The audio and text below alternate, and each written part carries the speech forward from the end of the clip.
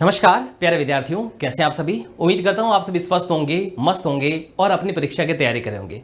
प्यारे विद्यार्थियों, यदि आपका सपना भी 12th के साथ साथ में अपनी सीयूटी की तैयारी करना है और आपका डोमेन सब्जेक्ट यदि अकाउंटेंसी है, कॉमर्स है, तो आपके लिए वीडियो बहुत महत्वपूर्ण है। कॉमर्स डोमेन सब्जेक्ट आपका है तो जितने भी डाउट इससे संबंधित बन सकते हैं, इन सब का समाधान इस वीडियो में आपका हो जाएगा। तो चलिए शुरू करते हैं आज का हमारा session all about CUET 2025 domain subject accountancy commerce से संबंधित जो है वो सारा का सारा जो कॉमर्स से संबंधित अकाउंट्स, बिजनेस स्टडीज, इकोनॉमिक्स सारी के सारी जो समाधान है वो इस वीडियो के अंदर आपका हो जाएगा। शुरू करते हैं। सबसे पहले और खास बात क्या क्या डिस्कशन करने वाले हैं। सबसे पहले हम बात करेंगे सब्जेक्ट का कॉम्बिनेशन कैसे कैसे होता है। अगर आपकी कॉमर्स स्ट्रीम है तो क्या क्या सब्जेक्ट कॉम्बिनेशन होना चाहिए, यूजी प्रोग्राम कौन कौन से है इसके लिए, उस पर बात करेंगे। सीयूटी 2025 का सिलेबस कौन कौन सा है, can I change my stream, क्या अपनी स्ट्रीम चेंज करना चाहते हैं तो कर सकते हैं या नहीं कर सकते हैं। सीयूटी मार्किंग स्कीम क्या रहने वाली है, कंपटीशन सीयूटी में कैसा है और 2025 के सीयूटी के एग्जाम की तैयारी हम कैसे करें, इन सब बिंदुओं पर हम डिस्कशन करने वाले हैं। सबसे पहले बात करते हैं हम सीयूटी एग्जाम के लिए सब्जेक्ट का कॉम्बिनेशन। सब्जेक्ट के कॉम्बिनेशन की हम बात करते हैं तो हमारे पास 33 लैंग्वेज, 29 डोमेन और एक जनरल टेस्ट होता है। अब आप कहोगे सर 33 लैंग्वेज में से आप कौन सी लैंग्वेज लें, आप कोई भी लैंग्वेज ले सकते हैं। 33 में से मोस्टली जो स्टूडेंट है इंग्लिश या हिंदी लेते हैं, एक लैंग्वेज इनमें से लेते हैं। बाकी अपने हिसाब से बच्चे अपने पसंद के हिसाब से 33 में जो चाहे वो ले सकते हैं। जो लैंग्वेज से ही अपना अगर ग्रेजुएशन करना चाहते हैं तो वो एक लैंग्वेज और ले लेते हैं। 29 डोमेन जो है, इस 29 डोमेन में से आपको यूनिवर्सिटी टू यूनिवर्सिटी वेरी करता है कि कौन से डोमेन कैसे लेना है। स्पेशली दिल्ली यूनिवर्सिटी के लिए स्पेशल कोर्स है, बाकी के लिए तो जो आप 12th में पढ़ते हैं वही डोमेन से वो जो सब्जेक्ट होते हैं उसी को आप ले सकते हैं। डीयू के लिए स्पेशल चीज़ें ध्यान रखनी। एक आपका जनरल टेस्ट जो आप सबके लिए नया है। आपका जो सब्जेक्ट कॉम्बिनेशन है उसमें आपको ये और देखना पड़ेगा कि कौन कौन सा कोर्स आप करना चाहते हैं, कौन सी यूनिवर्सिटी को आप टारगेट करें, उसके हिसाब से आपको सब्जेक्ट का कॉम्बिनेशन बैठाना पड़ेगा। अधिकतम आप 6 सब्जेक्ट का एग्जाम दे सकते हैं। 6 की हम बात करते हैं तो एक आप लैंग्वेज ले सकते हैं, 3 डोमेन, एक जनरल टेस्ट, तो कितने हो गए 4 5, एक और चाहे तो कोई आप लैंग्वेज और ले सकते हैं, डोमेन एक और ले सकते हैं। टोटल कितने 6 आप सब्जेक्ट इसमें ले सकते हैं। अब बात करते हैं जो हमने बात की है कि लैंग्वेज कौन कौन सी है, डोमेन कौन कौन सी है, जनरल टेस्ट में क्या क्या है, इन सब पर बात करते हैं। सब्जेक्ट सेक्शन ए की बात करते हैं, जहाँ पर लिस्ट ए हमारी जो आ जाती है, सेक्शन ए की हम बात करते हैं तो सेक्शन ए के अंदर लैंग्वेज में 13 और 20 टोटल 33 लैंग्वेज है। जो चाहे आप अपनी मनपसंद लैंग्वेज ले सकते हैं। जैसा मैंने कहा कि अधिकतर स्टूडेंट हिंदी और इंग्लिश लेने वाले विद्यार्थी ज़्यादा होते हैं। बाकी आपको स्पेशल लैंग्वेज में कोई अगर ग्रेजुएशन करना है तो वो भी आप ले सकते हैं। ये लैंग्वेज के सारे 33 नेम है, आप लोग देख लीजिए आराम से। पूरे के पूरे जो 33 नेम्स हैं वो किस तरह से हैं आप आराम से देख सकते हैं। उसके बाद में हम बात करते हैं सेक्शन 2 की बात करते हैं, जिसको मैंने कहा डोमेन। सेक्शन 2 डोमेन का मतलब जो आप 12th के अंदर सब्जेक्ट रहते हैं। अब स्पेशली दिक्कत किस में आती है, दिल्ली यूनिवर्सिटी के अंदर आती है। तो दिल्ली यूनिवर्सिटी का समझ लीजिए आप, बाकी यूनिवर्सिटी में इतनी प्रॉब्लम नहीं आती है। दिल्ली यूनिवर्सिटी का जो है उसको समझ लीजिए आप अच्छे से।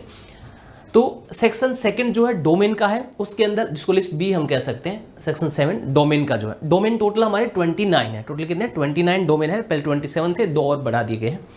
अब दिल्ली यूनिवर्सिटी में 2 ग्रुप बनाए गए हैं, एक तो लिस्ट B1 और लिस्ट B2। तो 27 सब्जेक्ट जो थे, 2 तो नए जो डाले गए उनको उन्होंने डिस्ट्रीब्यूट कर दिया गया है। जो 9 है उनको B1 ग्रुप में कुछ डाल दिए हैं और कुछ B2 में डाल दिए हैं। ये देखिए B1 के अंदर कौन कौन से डाल दिए, ये आपके अकाउंट से ये सारे के सारे 18 सब्जेक्ट डाल दिए, और B2 के अंदर आपको डाल दिए एग्रीकल्चर, ये सारे के सारे 9 इसमें डाल दिए। तो आपको उसमें कॉम्बिनेशन बताता है, कहता है कि भाई B1 में से इतने ले सकते हैं आप, B2 में से इतने ले सकते हैं। वो होना कंपलसरी है दिल्ली यूनिवर्सिटी के लिए स्पेशली है, इसलिए मैंने दिल्ली यूनिवर्सिटी का बताया। बाकी यूनिवर्सिटियाँ तो ज़्यादातर क्या करती है कि आपने 12th के अंदर आपके सब्जेक्ट क्या थे उसके हिसाब से आपको मिल जाता है। जैसे साइंस में physics, chemistry, maths, bio, commerce में अकाउंट्स, बिजनेस आपका इकोनॉमिक्स या मैथमेटिक्स, और ह्यूमैनिटीज़ के अंदर जो आपके 12th के अंदर सब्जेक्ट होते हो। तो ये कॉम्बिनेशन आपको देखना बहुत जरूरी होता है अगर डेली को टारगेट करते हैं तो। यूजी प्रोग्राम की हम बात करते हैं तो आपके पास यूजी आप किस किस में कर सकते हैं, बीकॉम प्रोग्राम में कर सकते हैं आप। बीकॉम प्रोग्राम की हम बात करते हैं तो बीकॉम प्रोग्राम आपके लिए होता क्या, प्रोग्राम का मतलब जिसमें आप accounts plus business studies plus economics या मैथ्स एटसेट्रा तीनों आपके ग्रेजुएशन के अंदर चलते हैं, वो बीकॉम प्रोग्राम के अंदर आपका आ जाता है। बीकॉम ऑनर्स का मतलब ओनली आप अकाउंट से करो या फिर ओनली आप बिजनेस स्टडी से करो, ओनली आप इको से करो, उसको हम ऑनर्स कैटेगरी में कहते हैं। बीए इकोनॉमिक्स ऑनर्स, जिसमें आप कॉमर्स वाले और आर्ट्स वाले दोनों एलिजिबल होते हैं, इकोनॉमिक्स वाले। बीबीए आप कर सकते हैं, bachelor of business administration. BMS bachelor of आपका मैनेजमेंट स्टडीज जो है वो आप कर सकते हैं। ये आप कॉमर्स के अंदर इतने इतने प्रोग्राम, अंडर ग्रेजुएट प्रोग्राम यानी यूजी प्रोग्राम जो है आप कर सकते हैं। यूजी का जो प्रोग्राम है, अंडर ग्रेजुएट प्रोग्राम जो है 12th के बाद में होता है, वो कर सकते हैं। सीयूटी एग्जाम सब्जेक्ट कॉम्बिनेशन कैसे क्या होगा, ध्यान से समझिएगा। बीकॉम प्रोग्राम के लिए आपका सब्जेक्ट कॉम्बिनेशन, बीकॉम प्रोग्राम के लिए सब्जेक्ट कॉम्बिनेशन के पास आपके पास दो ऑप्शन होते हैं। एक कॉम्बिनेशन तो आप या तो ये होना चाहिए आपके पास, ये होना चाहिए, दोनों में से कोई भी एक का क्राइटेरिया आप फुलफिल करते हैं तो आप एलिजिबल होते हैं। पहला क्या है, कोई भी एक लैंग्वेज आप ले सकते हैं, जो आपको 33 लैंग्वेज बताई उनमें से कोई भी लैंग्वेज ले सकते हैं। आपको 2 सब्जेक्ट लेने होते हैं लिस्ट B1 में से, अभी जो आपको B1 और B2 बताए थे, और any one subject from either list B1 और B2, एक सब्जेक्ट B1 या B2 में से आप ले सकते हैं। कुल मिला के संक्षेप में कहूं तो एक लैंग्वेज, 2 डोमेन सब्जेक्ट B1 से लेना कंपलसरी आपको, और एक डोमेन B1 या B2 में से किसी में भी ले सकते हैं। अब आपको B1 B2 क्या है ये आपको पहले बता दिया था, ये रहा, ये B1 में से आपको कम से कम 2 डोमेन लेने पड़ेंगे यदि बीकॉम प्रोग्राम आप करते हैं तो, कम से कम 2, और B2 जो है उसमें से या तो एक ले लो या फिर B1 से ले लो, कोई से भी ले सकते हैं। यानी कुल मिलाकर के आपको कॉम्बिनेशन ये होना चाहिए, एक लैंग्वेज, 2 डोमेन B1 ग्रुप में से ले सकते हैं, और एक डोमेन आप किस में से ले सकते हैं, B1 या B2 में से ले सकते हैं। यानी B1 से तो आप 3 ले सकते हैं, लेकिन B2 से एक का ही बोला हुआ है।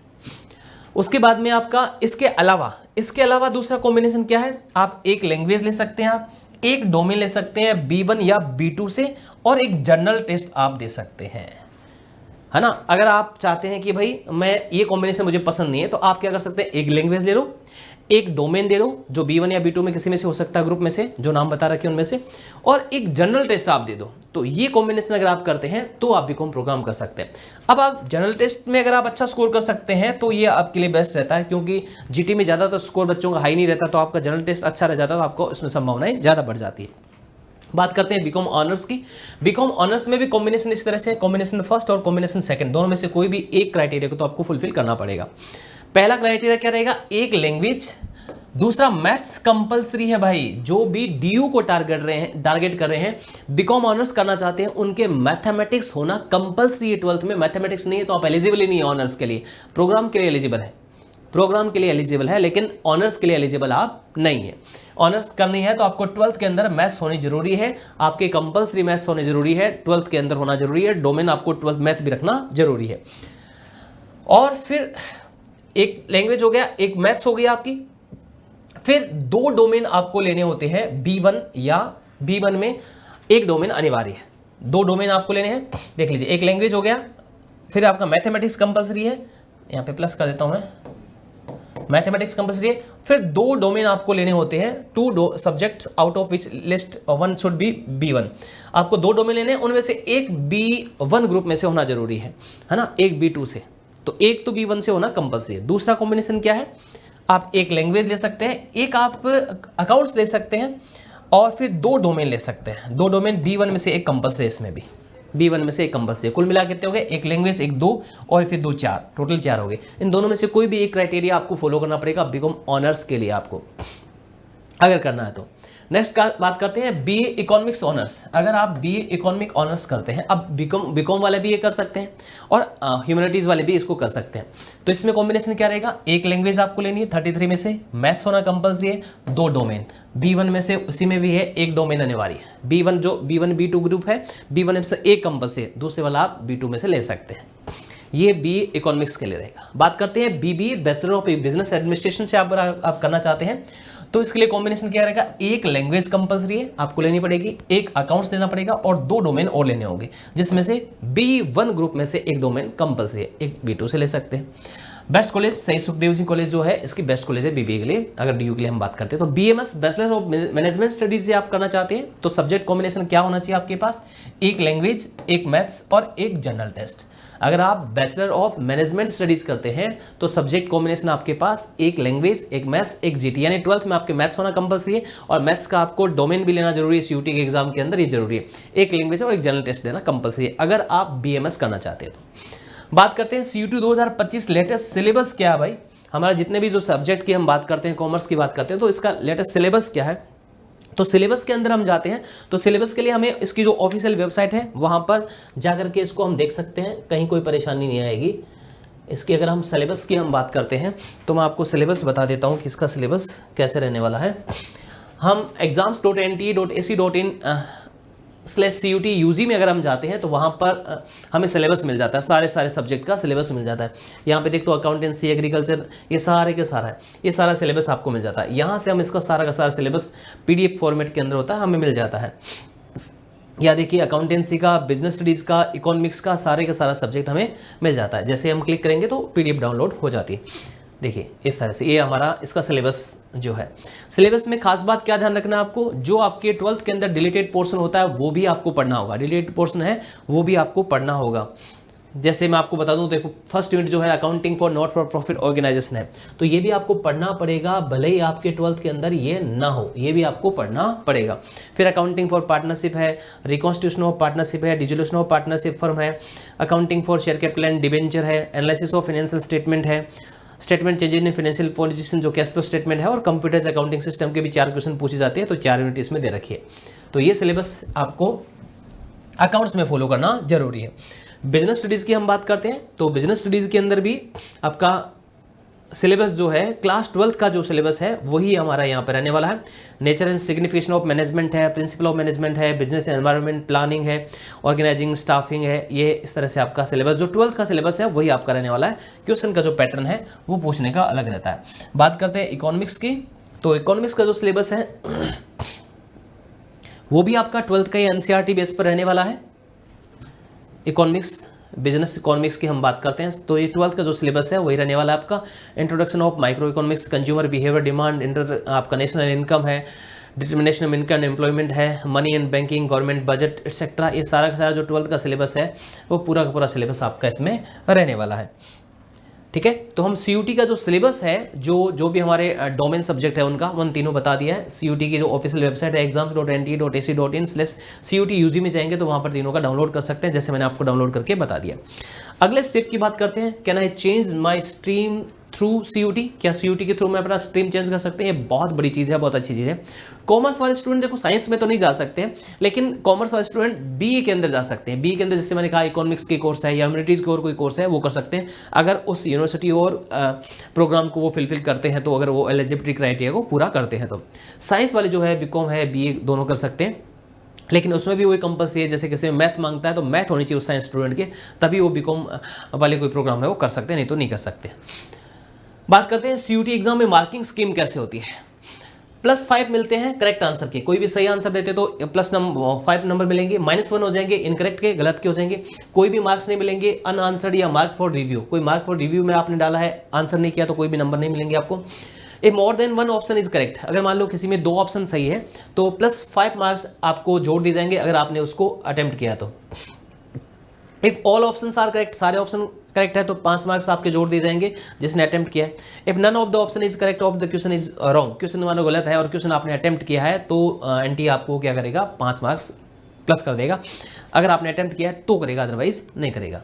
बात करते हैं कंपटीशन कैसा है। 2022, 23, 24 अभी तक 3 एग्जाम हुए हैं। 2022 के अंदर 9,90,000 स्टूडेंट सब लगभग बैठे थे। 2023 के अंदर 14,90,000 स्टूडेंट ने रजिस्ट्रेशन किया था। 2024 में 13,40,000 स्टूडेंट ने रजिस्ट्रेशन कराया था। और एक बात कहूँ तो मैं तो कहूँ ये दुनिया का सबसे बड़ा एग्जाम होने वाला आने वाले समय के अंदर।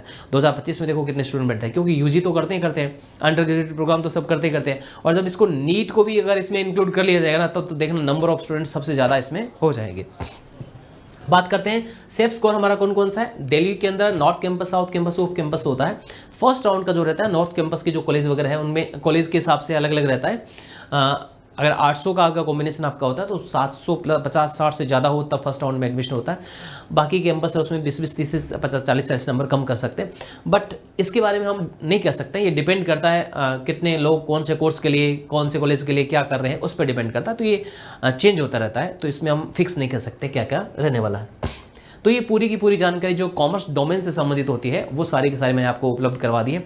आपका कॉमर्स के अगर स्टूडेंट है तो आप DU को टारगेट करें तो ये एलिजिबिलिटी आपके पास होनी चाहिए। बाकी यूनिवर्सिटी को जा रहे हैं तो सब यूनिवर्सिटी के लिए अलग अलग होता है, लेकिन मोस्टली जो आपके 12th के सब्जेक्ट है, जनरल टेस्ट है, एक लैंग्वेज अगर आप देते हैं तो किसी भी यूनिवर्सिटी को टारगेट कर सकते हैं। स्पेशली DU का था वो मैंने आपको बता दिया। उम्मीद करता हूँ ये आपके लिए वीडियो बहुत हेल्पफुल रहेगा। अपने सभी साथियों को शेयर करना और कमेंट बॉक्स में कमेंट लिख करके बताना कि कैसा लगा। Thank you so much.